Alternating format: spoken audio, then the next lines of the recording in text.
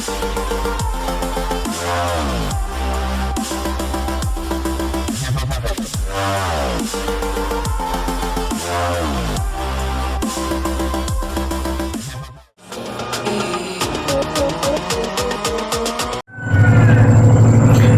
दोस्तों, मैं दीपक कुमार मिश्र आप सभी के समक्ष एक बार पुनः हिंदी विषय को लेकर उपस्थित हूँ।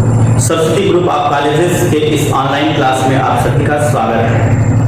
मित्रों, हम लोग स्नातक प्रथम वर्ष बीए भाग 1 के द्वितीय प्रश्न पत्र के अंतर्गत इस समय ध्रुव स्वामिनी नाटक का अध्ययन कर रहे हैं। जयशंकर प्रसाद जी द्वारा लिखित ध्रुव स्वामिनी नाटक बहुत ही प्रसिद्ध नाटक है और पूरे दुनिया भर में अनेक मंचों पर इसका मंचन किया जाता है। ध्रुव स्वामिनी नाटक गुप्त काल की ऐतिहासिक घटना पर आधारित है और निश्चित रूप से इस नाटक के माध्यम से प्रसाद जी ने अतीत की घटनाओं के आधार पर वर्तमान समाज को अनेक प्रकार की समस्याओं से अवगत कराया है। उन्होंने समाज को सचेत किया है।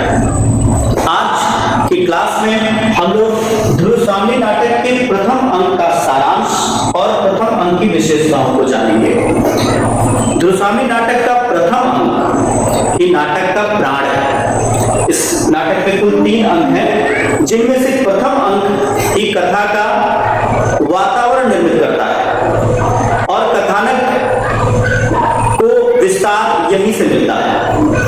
निश्चित रूप से ध्रुव स्वामिनी नाटक का प्रथम अंक हम सभी को प्रेरित करेगा, उत्तेजित करेगा, हमारे अंदर कौतूहल बढ़ाएगा, हमारे अंदर रोमांच बढ़ाएगा।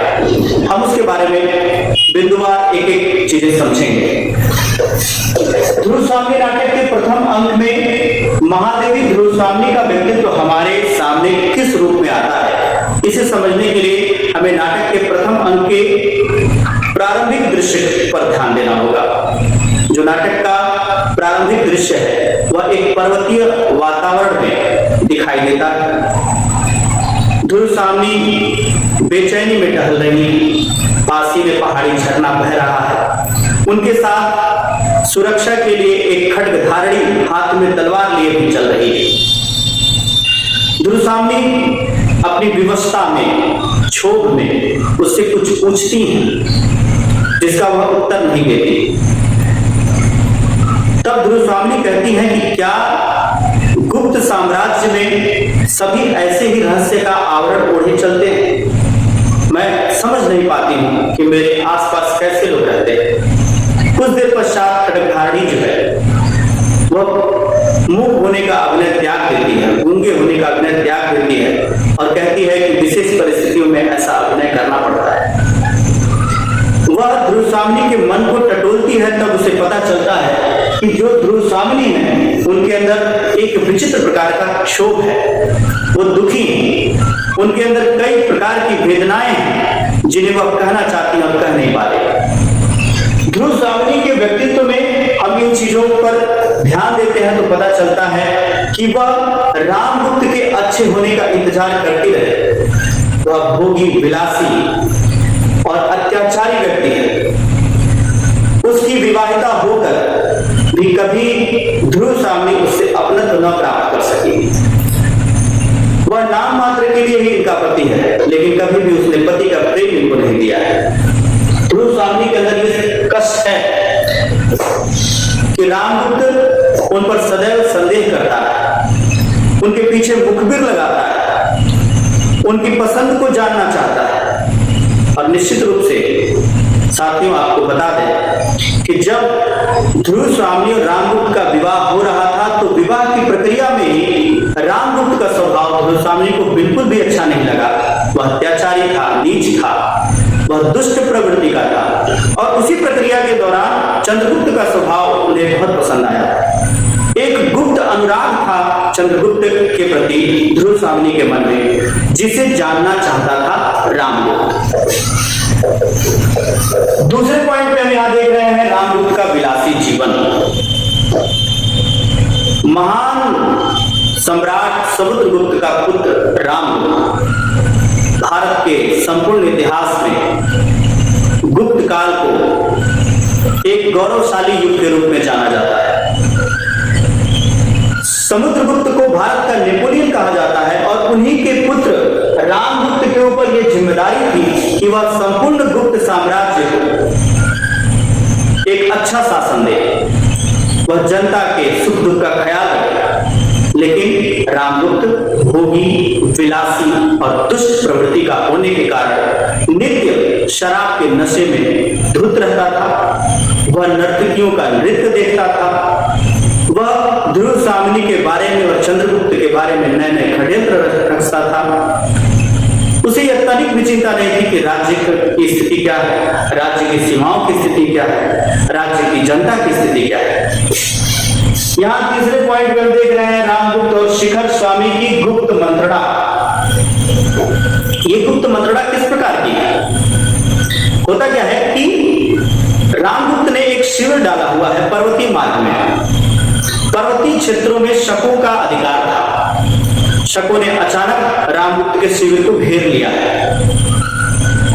और शकों के राजा शकराज ने अपने दूत के माध्यम से रामगुप्त तक यह संदेश भिजवाया है कि या तो रामगुप्त की सेना शकों की सेना से युद्ध करे अथवा संधि प्रस्ताव मान ले। बात आती है कि संधि प्रस्ताव क्या है? संधि प्रस्ताव यह है कि रामगुप्त या तो युद्ध करे अथवा संधि प्रस्ताव के अंतर्गत ध्रुव सामनी तथा अन्य सामंत कुमार जो हैं, अन्य मंत्रियों की पत्नियां जो हैं, उनको उपहार में शकराज के पास भेज दे। एक सम्राट के लिए अब इस घड़ी में क्या निर्णय लेना उचित है? क्या अपने कुल की मर्यादा को, क्या गुप्त कुल की वधू को वह शकराज के पास भेज देता?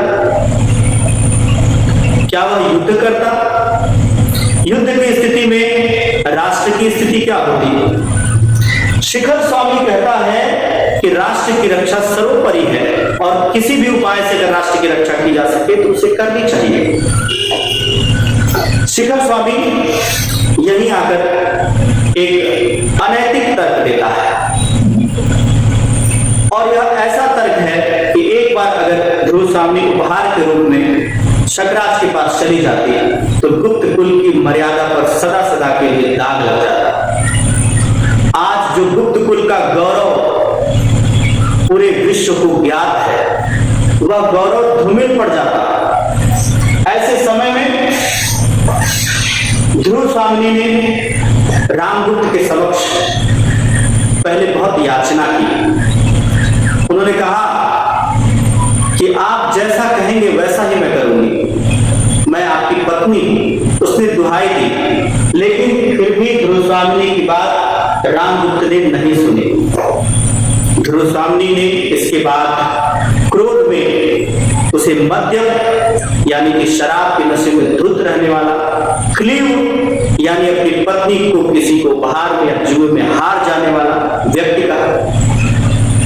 ध्रुव सामनी ने कहा कि तुम पुरुषों ने स्त्री को पशु संपत्ति समझकर उन पर अत्याचार करने का जो अभ्यास बना लिया है वह मेरे साथ नहीं चल सकता। यदि तुम स्त्री की रक्षा नहीं कर सकते, कुल की मर्यादा नहीं बचा सकते, तो तुम मुझे बेच भी नहीं सकते।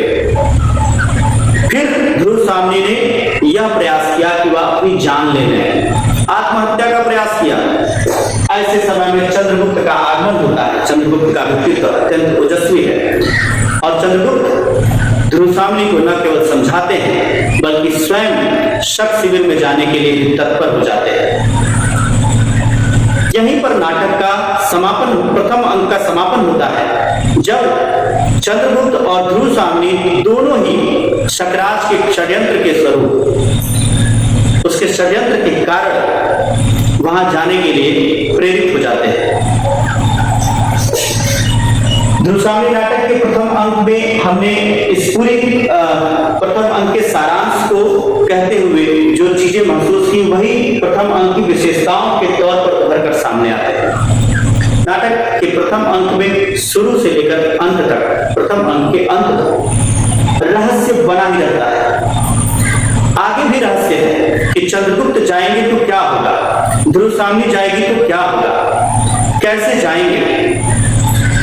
एक उत्तेजना का माहौल है पूरे प्रथम अंक के दौरान। कि जैसे एक स्त्री कितनी विवश है, वह अपनी बात रखती है, वह कहती है अपने ही पति से कि मुझे मत दो किसी को उपहार में, वह याचना करती है, वह गिड़गिड़ाती है, लेकिन उसकी बात नहीं सुनी जाती। कायर रामगुप्त अपनी और अपने राज्य की रक्षा के लिए एक स्त्री को बलिदान करना उचित समझता है। वह अपने कुल वधू को दूसरे को उपहार में देना उचित समझता है। आखिर इसका निर्णय क्या हो, इसका निष्कर्ष क्या हो, यह समस्त समाज पर प्रश्न है। यह एक नैतिक प्रश्न है जिसके बारे में हम सभी को सोचने की जरूरत है। इस नाटक के प्रथम अंक में जो कौतूहल है, वह कौतूहल इसी बात को लेकर है कि वास्तव में सही क्या है और गलत क्या है।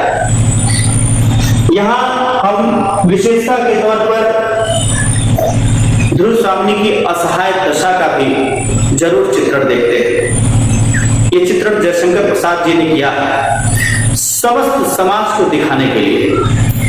यह असहायता केवल ध्रुव स्वामिनी की असहायता नहीं है, बल्कि समस्त नारी जाति की असहायता है। उसकी असहाय दशा का दोषी कौन है, इसका निवारण क्या है। अगले अंक में आप सभी से पुनः मुलाकात होगी। बहुत बहुत